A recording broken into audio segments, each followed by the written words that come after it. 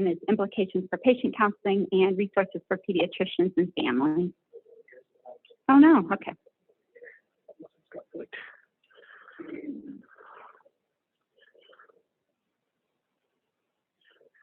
Now they should be able to. All right.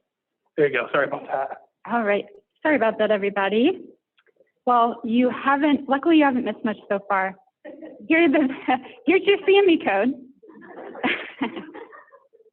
All right, like I said, I'll have it up at the end as well. Here, some fun pictures for you. And here's our agenda. Wow. Okay, so moving right into motivation for weight control behaviors. This study was done in 2017, and it looked at family, friend, and media factors and associations with weight control behaviors.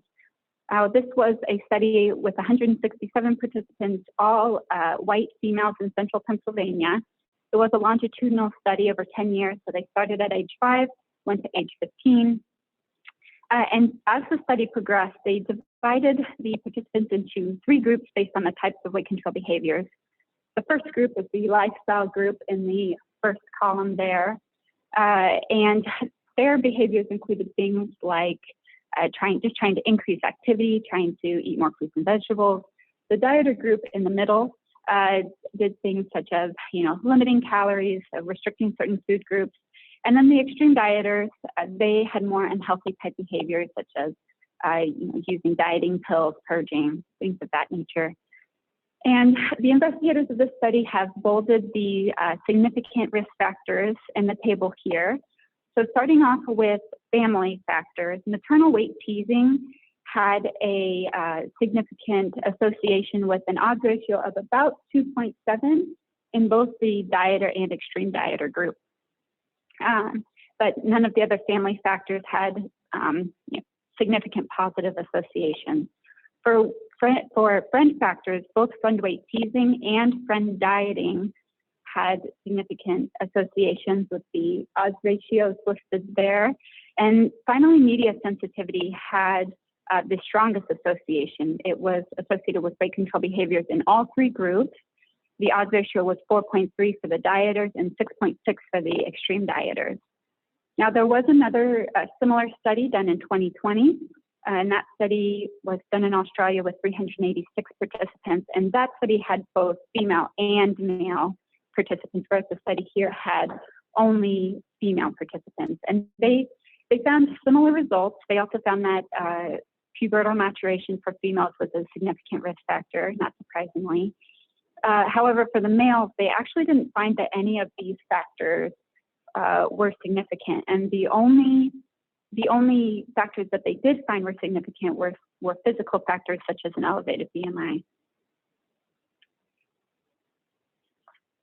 Now, because media sensitivity has such a strong association with weight control behavior, I wanted to delve more into media content and media as a motivating factor. And I looked at social media and television. So starting off with social media, this study was done in 2013. It was done on Dutch females with over 1,000 participants aged 13 to 15. And the study looked at correlation between just general internet use and general social media use and body image concerns. And you can see the results in the table here. The correlations are very small, but they are significant. And there was another study looking at general, social media use as well, done in 2020 with over 4,000 participants. And those investigators actually found that they were able to predict which teens had disordered eating behaviors just based on their types of posts. So teens who were doing things such as avoiding posting selfies, manipulating their photos, who were very invested in their photos or the photos of others, were all more likely to have disordered eating patterns. So we've have some evidence that just general internet and social media use is associated with body image concerns. My next question was whether diet-specific content had an even greater association. But I first wanted to know if adolescents were in fact viewing diet-specific social media content. And this study helped me answer that question. It was a 2015 Australian study with over 1,000 participants. They first found that about 40% of their participants were visiting health and fitness related social media pages, and that about 20% of the content of those pages was dieting content.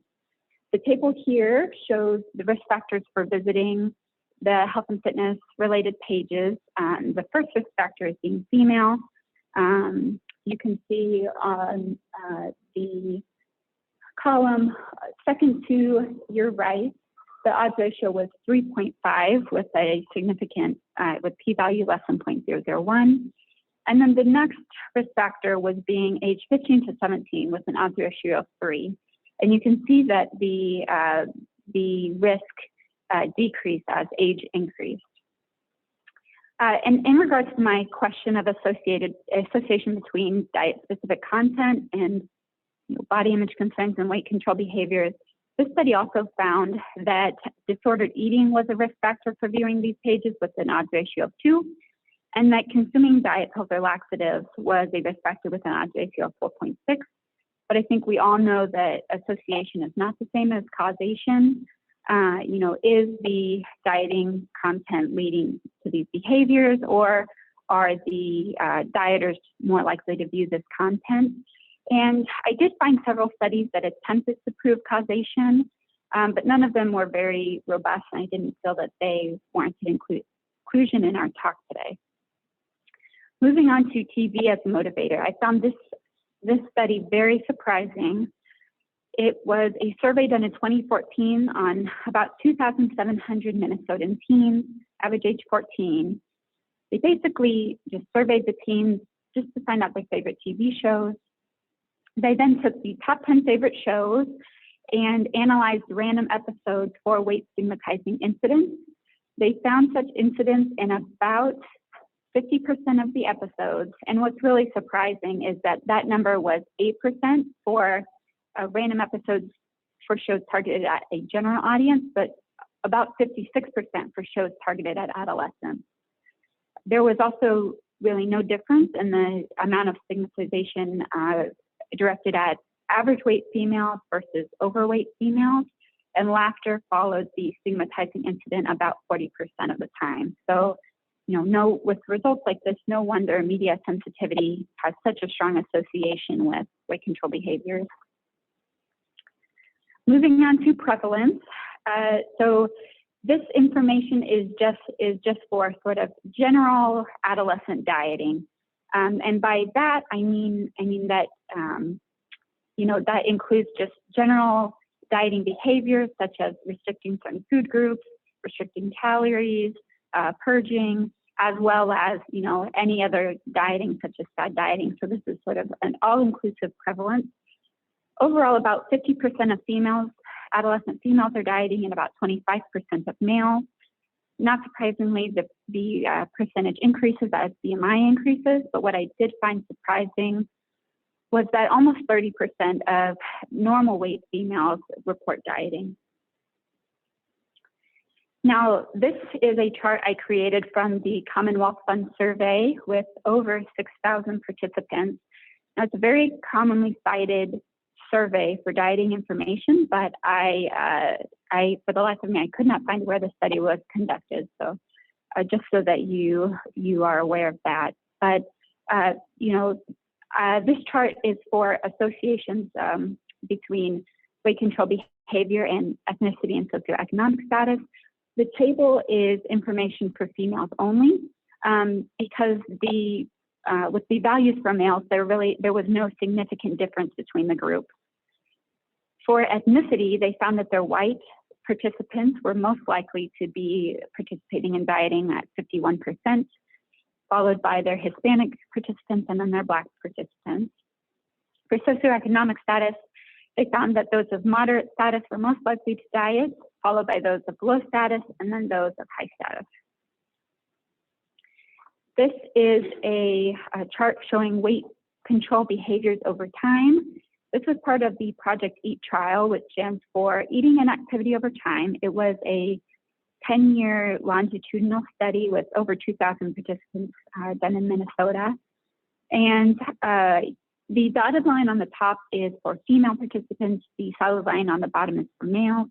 And you can see with the p-values listed that there was no significant difference in weight control behaviors for females over time. However, for the males, you can see that there was a significant difference from middle adolescence to middle young adulthood with a p-value of less than 0.001. So they did see an increase over time for males.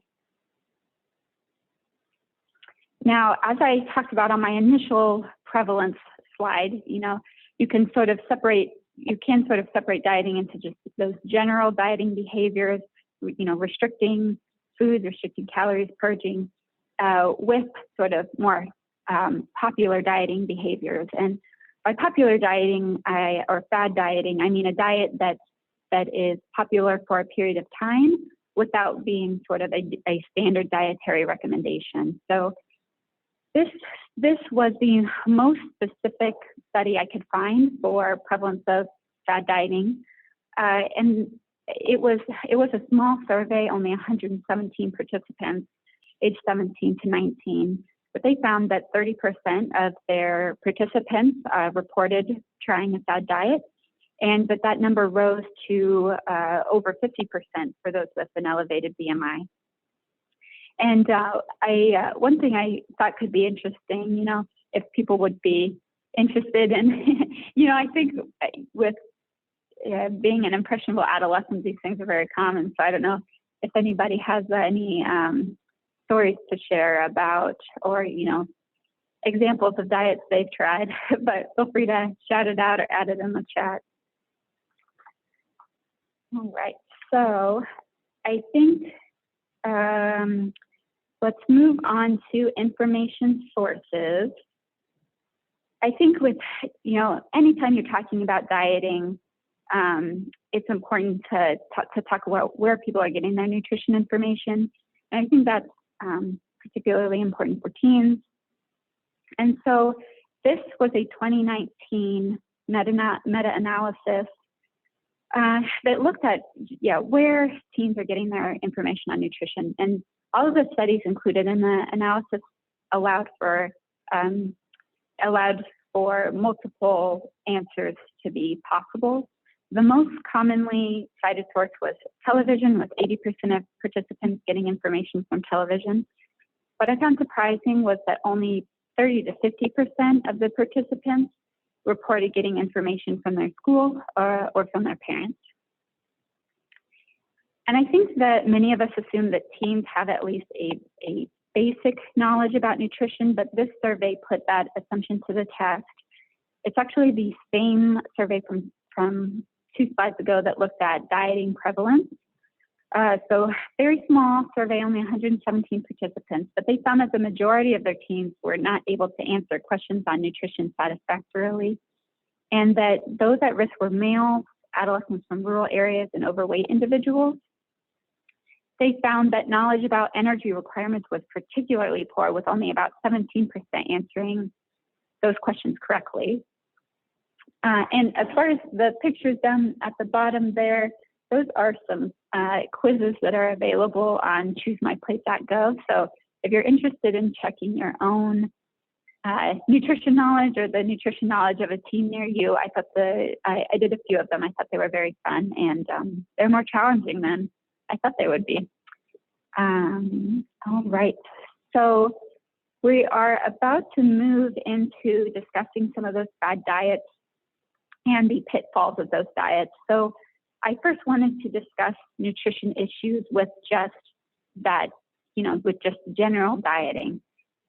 And this study in 1995, it had a little over 400 participants, 16 to 17-year-old females, and they found that those who reported dieting were twice as likely to be deficient in the nutrients listed here than those who were not dieting. And you can see some pretty important things here, like folate, B vitamins.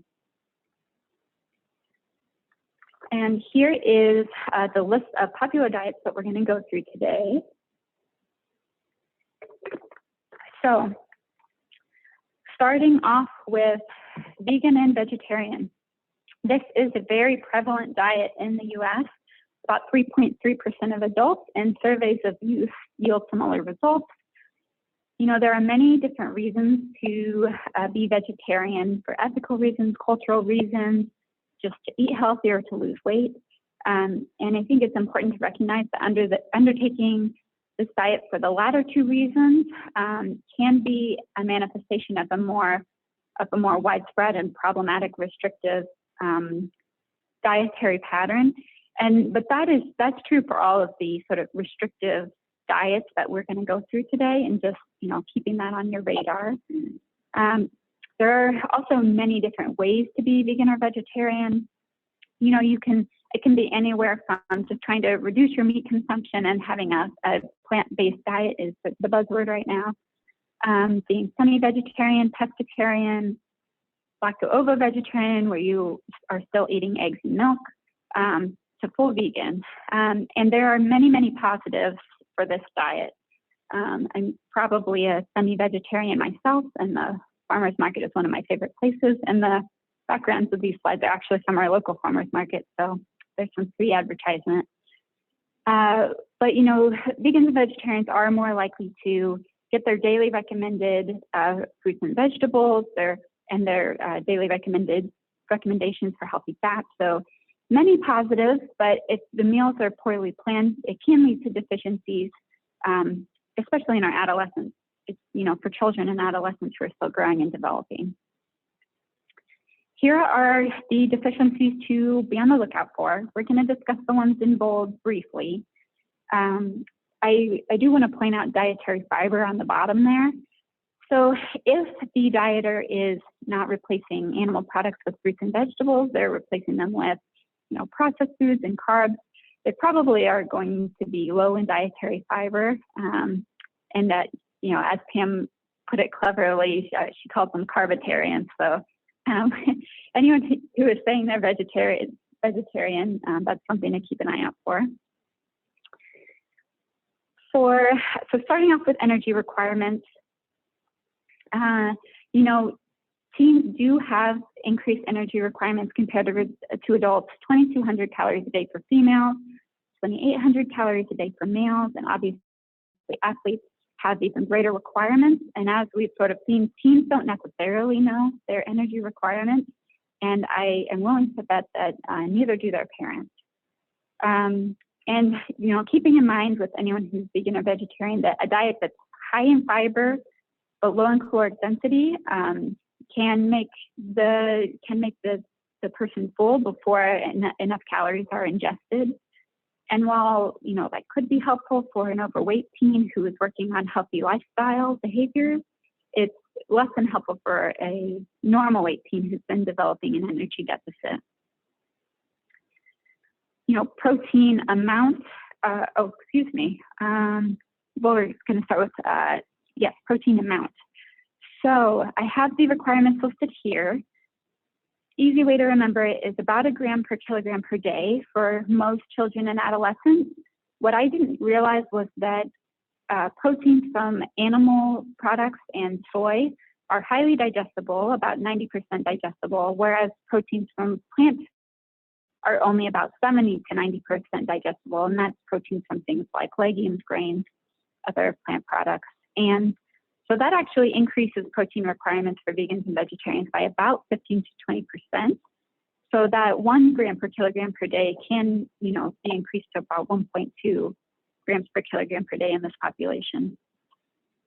So protein amount's important, so is protein type. And proteins from animal products and soy are considered complete because they contain all the essential amino acids.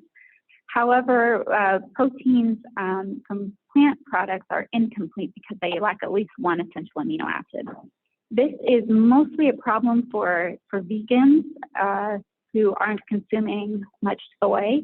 So that particular population does need to be aware of creating a complementary diet. And what I mean by that, I have an example on the slide there, but grains, they should be sort of balancing grains that are low in lysine and high in methionine with, say, legumes that are high in lysine but low in methionine. And it can be very difficult to create a balanced diet. So in those cases, working with a nutritionist is highly recommended.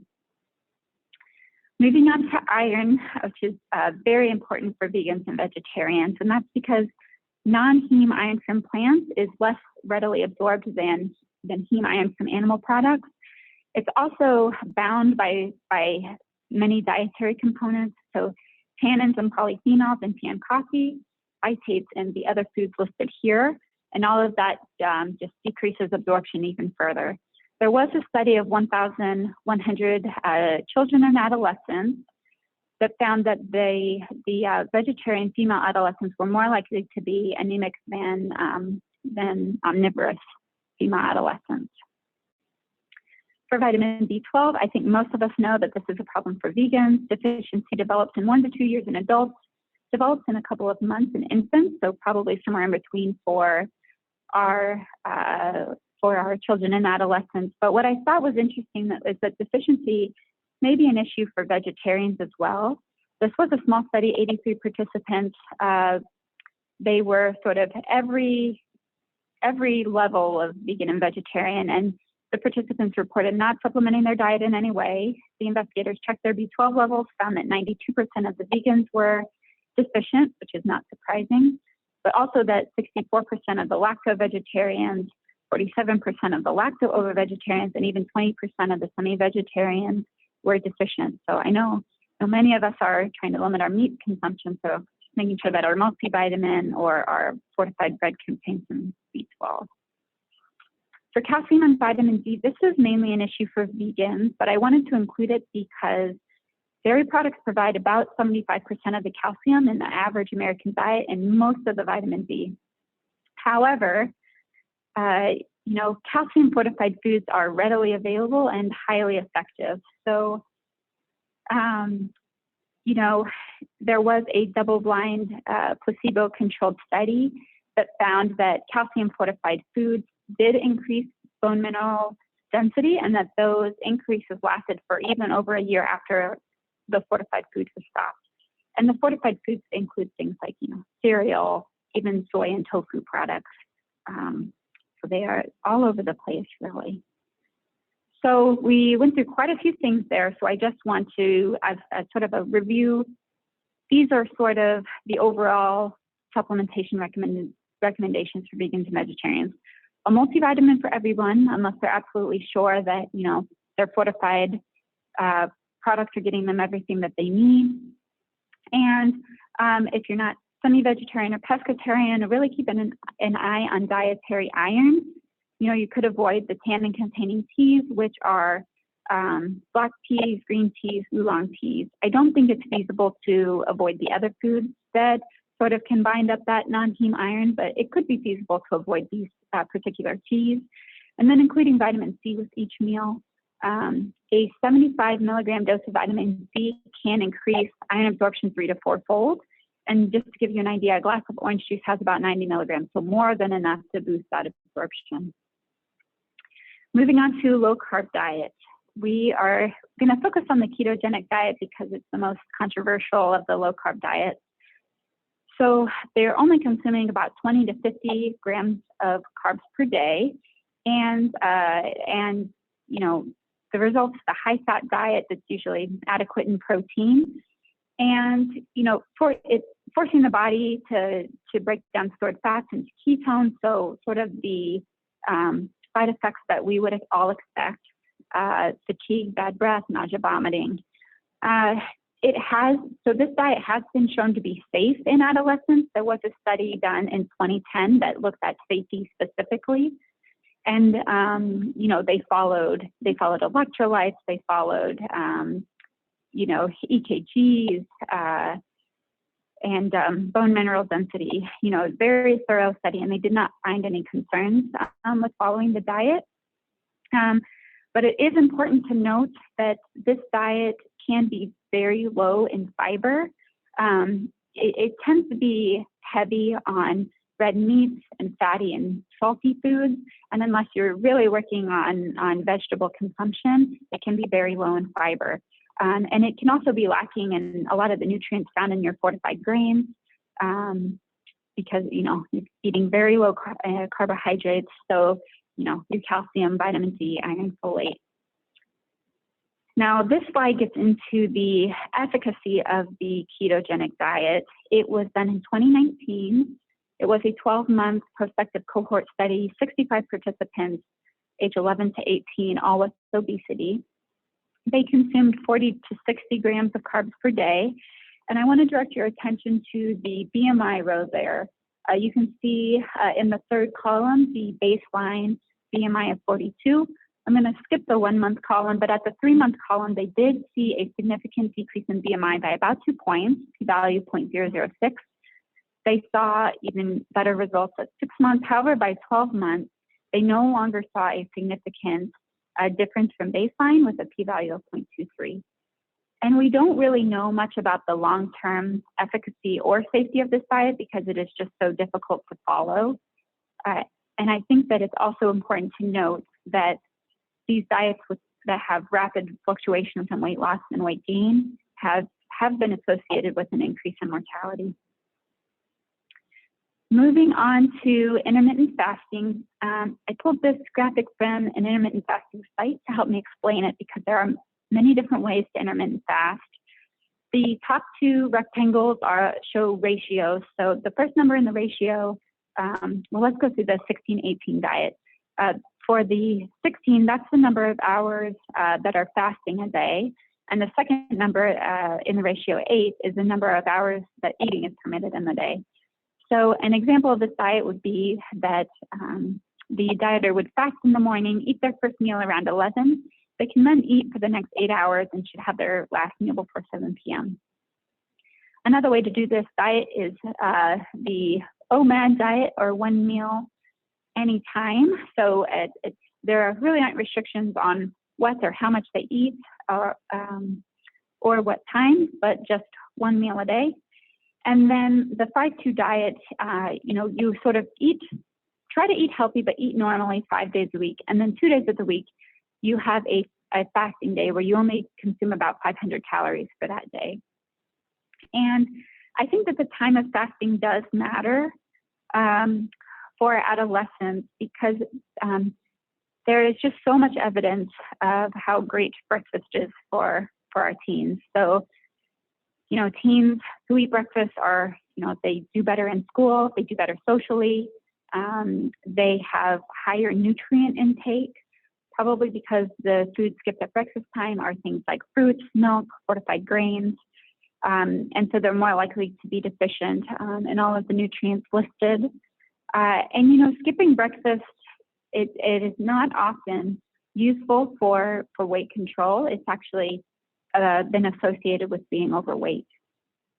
So if you have a teen considering this diet, maybe counseling them on importance of breakfast. But there are some,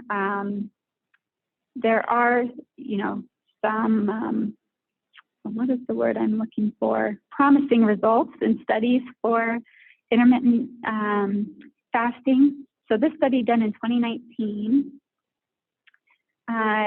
it was a study on 30 adolescents for 26 weeks. The mean age was 14, mean BMI was about 35. And for the first 12 weeks, they followed a diet similar to that 5-2 diet that I told you about, but it was actually a 4-3 diet where they only consumed about 500 calories 3 days of the week. At 12 weeks, 23 of the 30 participants chose to continue the diet. And actually at 26 weeks, 21 of the 30 participants chose to continue the diet. So I think that speaks to the feasibility of the diet long term. And they did find a significant reduction in BMI at 12 weeks that was stable at 26 weeks, or about 6.5 months. And they also found an improvement in plasma triglycerides. Now, with intermittent fasting, I think we would all worry about quality of life for our teens. They're not able to eat with their friends or their family at times. So this study did pediatric quality of life scores throughout and actually found that they increased throughout the study. They also did these ZQC scores, which is a Dutch eating behavior questionnaire for children. And it is a validated questionnaire that measures overeating tendencies, which, it's reasonable to expect that they would worsen with fasting, but they actually improved throughout the study as well. Moving into gluten-free, there's an explosion of gluten-free foods right now, and there's a lot of general confusion about gluten-free right now. A lot of people say it's benefiting from a health halo, similar to terms like natural or organic, and I think we all know that just because something's natural doesn't mean that it's healthy. But in the EAT4 study, and again with over 2,000 participants, they found that 13% of their young adults reported valuing gluten-free as a food attribute. And as we talked about when we were discussing the vegetarian diet, it's important to keep in mind that unnecessarily following a restrictive diet can be a sign of a bigger issue. And the EAT4 study found that young adults with unhealthy weight control behaviors, and in this instance, it was things like consuming dieting pills, consuming laxatives, purging. Those participants with those behaviors valued gluten-free food at 3 times the rate of the control participants. And quality is a consideration with gluten-free foods. Many of them aren't enriched like their gluten-containing counterparts. And there have been several studies that show that on the whole, gluten-free foods can contain more unhealthy fats and more salt compared to gluten-containing foods. So something to keep an eye on for those foods. And, if you have adolescents who are considering the diet, who are not celiac or gluten sensitive, just counseling them that it may not improve their health outcomes. For paleo, this is our last diet, a very popular diet in the U.S., 1 to 3 million Americans. It is known as the hunting and gathering diet. So the idea is that, farming came about 10,000 years ago, fairly recently in the grand scheme of things, and that we really haven't adapted to digesting the foods that we obtain from farming. So we have a list of the acceptable and not acceptable foods on the table here. And short-term studies of this diet have shown better outcomes than diets that do contain things like, the grains and low-fat dairy products. However, we don't have any long-term studies of the diet to back that up, only short-term at this time. And there are a lot of criticisms of the diet. Not only are a lot of the foods in the not acceptable column generally considered to be healthy, they're also less expensive and more easily accessible than some of the foods in the acceptable column, like nuts, grass-fed lean meats. There have also been several studies that have shown evolution in our genes in the last 10,000 years that have allowed us to better digest foods such as grain and lactose. And so they argue that we actually have adapted and are adapting to this diet. So I want to spend a little bit of time going through some of the foods in the not acceptable column for paleo and why proponents of the diet recommend avoiding those foods. So for grain, they are avoided due to a lack of unique nutrients. They basically say that any nutrients you can get from grains, you can get elsewhere, and the presence of inflammatory gluten. However, I want to point out that there's a significant body of evidence that shows that whole grains can actually aid in weight loss, and they're just such a nutrient-dense food. For potatoes, they are avoided due to high glycemic index and presence of inflammatory saponins, which for potatoes is glycoalkaloids. But many of the proponents of the diet, they don't recognize that potatoes actually have very low levels of glycoalkaloids.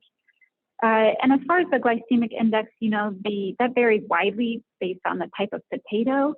And, potatoes are generally eaten with proteins and fats that lower the glycemic response. And again, like grains, just a very nutrient-dense food. For legumes, they're avoided due to inflammatory saponins, this time lectins and protease inhibitors. I do want to point out that the evidence behind this is from a single study in 1980 that found food poisoning from the consumption of a large amount of raw red kidney beans. So take that as you will. And, legumes are a great source of all the nutrients listed. There's been some research that has shown that it can be useful in reducing LDL and may be protective against ischemic heart disease and diabetes. And I do want to say that not all of the paleo diets are as restrictive as I've kind of made them out to be here. For example, the Whole30 diet is a very popular paleo diet. And the premise of that diet is that you sort of follow the paleo diet for 30 days. And there's a big emphasis on just your general well-being, taking care of yourself. And then after the 30 days, you slowly reintroduce foods as tolerated. So moving into impacts of dieting, what I mean by that is that initial attempts to lose weight or in a healthy manner often sort of progress into dietary restriction, which is often associated with binging behaviors. This study done in 2003 was part of the GUTS trial, which had over 16,000 participants, 9 to 14 years old. It was done over 2 years, and they found that their infrequent dieters had an odds ratio of developing binge eating of about 4, and that their frequent dieters had an odds ratio of about 8 in the males and about 12 in the females. Now, this study sort of backs up the results of the study on the last slide. Part of the Project EAT, and they found that dieters had a 1.5 increased risk of binge eating and a 2-fold increased risk of being overweight. Now, so we are in the home stretch here. But so if you are counseling a patient who is sort of dieting in an unhealthy manner or considering, dieting in a less than healthy way, these are some things to consider. So first off is an emphasis on healthy lifestyle and not on weight. So there have been some studies that have shown associations between weight counseling and disordered eating behaviors over time, but the same is not true for counseling on healthy lifestyle. So, the way you counsel is important, and your language is important, and trying to avoid any weight-based language. And then, straight up asking the patient, are there any particular diets you've heard of that you're interested, or have you tried any of these diets, and counseling them accordingly, discussing pros and cons. You can discuss protective factors against unhealthy weight control behaviors with the family. So things like eating together as a family, avoiding weight teasing, and really avoiding weight talk altogether. Even weight talk among parents has been shown to be a risk factor. Always encouraging a family-based approach. So in addition to eating meals together, being active together, agreeing to buy less junk food together, utilizing motivational interviewing. MI has been shown to be very effective with lifestyle counseling. There was an AAP study that showed that MI was successful in reducing children's BMI by 3 points more than children who received just general counseling. So utilizing MI if you're able. And finally, counseling on media literacy, because media sensitivity has such a strong association with these behaviors. So here are some of my favorite resources. I didn't want to overwhelm you with resources, so here are just some of my favorites. First off is choosemyplate.gov. It's got very simplified information for families. It also has a really great section on eating on a budget. They have a new app that can help children and adolescents make healthy lifestyle goals. Things like having less screen time, eating more fruits and veggies, and it helps them track their behavior over time. Next up is eatright.org, and this was introduced to me by our GI dietitian, Kay Mullen. It's put on by the Academy of Nutrition and Dietetics, but it's got a little more in-depth information. So it's a good resource for pediatricians, but I think it's still simple enough that it could be suitable for some families as well, depending on the family.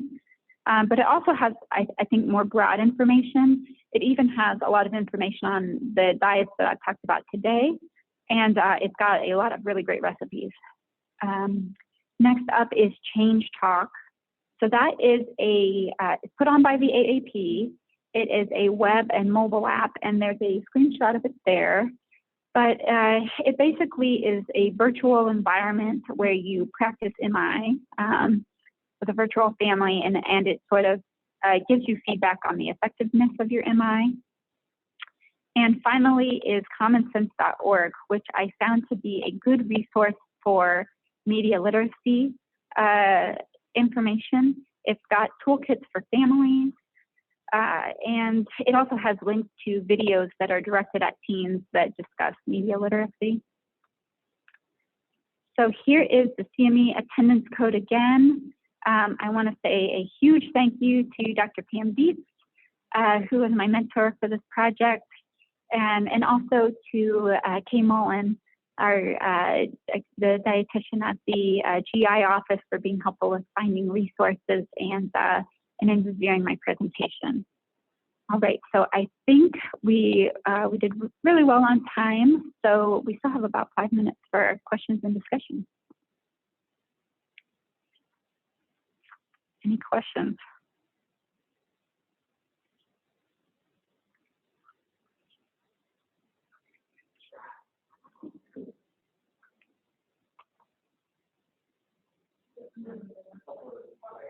Oh, yes.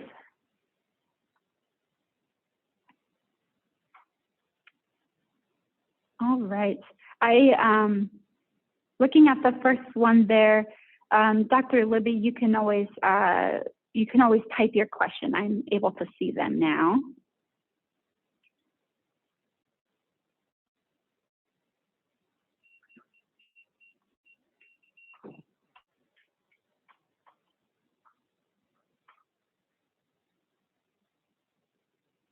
So did you come across like the psychology of that dieting? Like, I think people are drawn to that diet because they're like specific people and they're like restrictive people, but they're more time versus like healthy lifestyle needs and but then it's also why they're being work. And but it's like people yeah. You know, that wasn't something that, oh, I see, okay. So Heather Daigle asked a question about sort of the psychology behind fad dieting.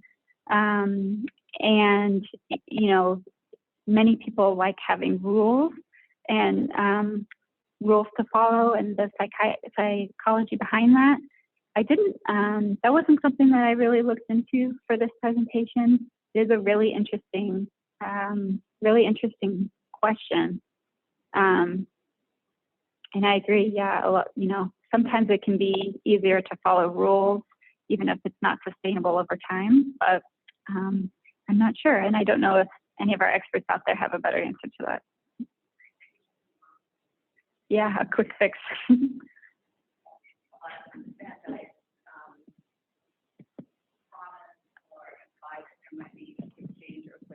Yeah. And you know, I think the study that you showed on the ketogenic diet, that they did well initially, and then it was that study, I believe, and then over time there was really no difference in BMI because the quick fix diets are really hard to sustain. Mm-hmm. So in the long run, it is the lifestyle changes that will enable you to have a healthy weight and you know, healthy behaviors over time. But they're just, as you said, much harder to encourage people to adapt. It's much more fun to envision, you know, I'm just not going to eat this for 30 days and I'm going to be perfect. And it just doesn't work that way. Agreed. Yeah, and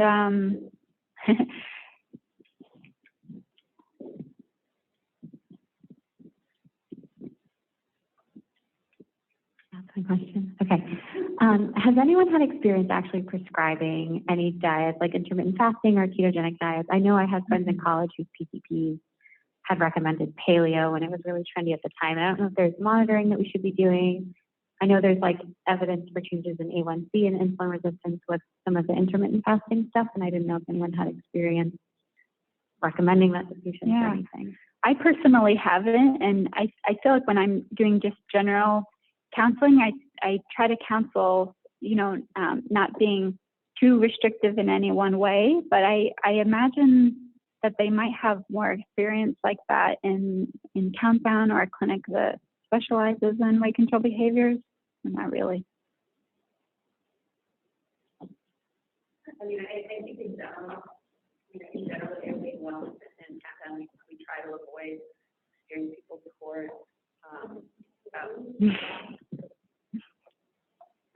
maybe that was my plan.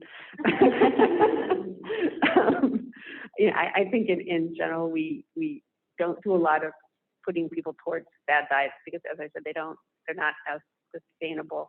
And, our focus has always been lifestyle change and healthy behaviors. I think if there's a family that's really interested in one of these things, we would, as you said, go over the risks and benefits and say, sure, if you want to try it for a while, that's fine. But that's not really our focus.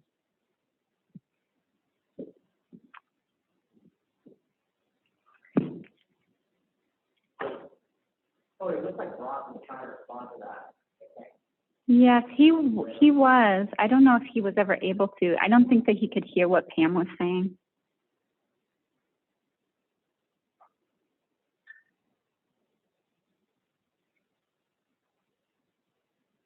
Yeah, I think it's going to be a little difficult for me to sort of read these comments. I'm not sure how to, I mean, I could read them all out loud.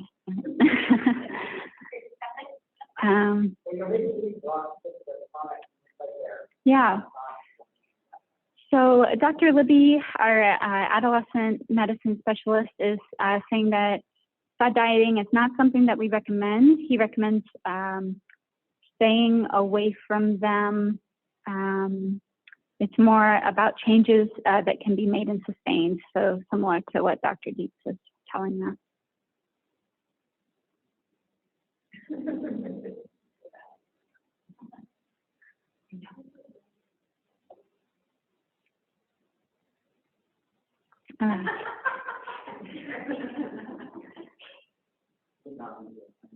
No, everyone is muted from. Yeah, unfortunately, we weren't able to use another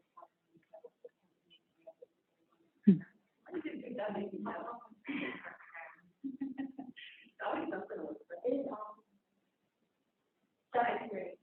Like doctor, what we but it looks like we have first time, so we probably ought to something we have. Thank you.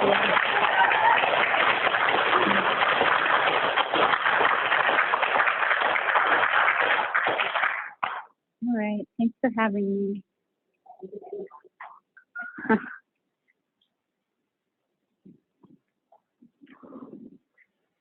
Carrie,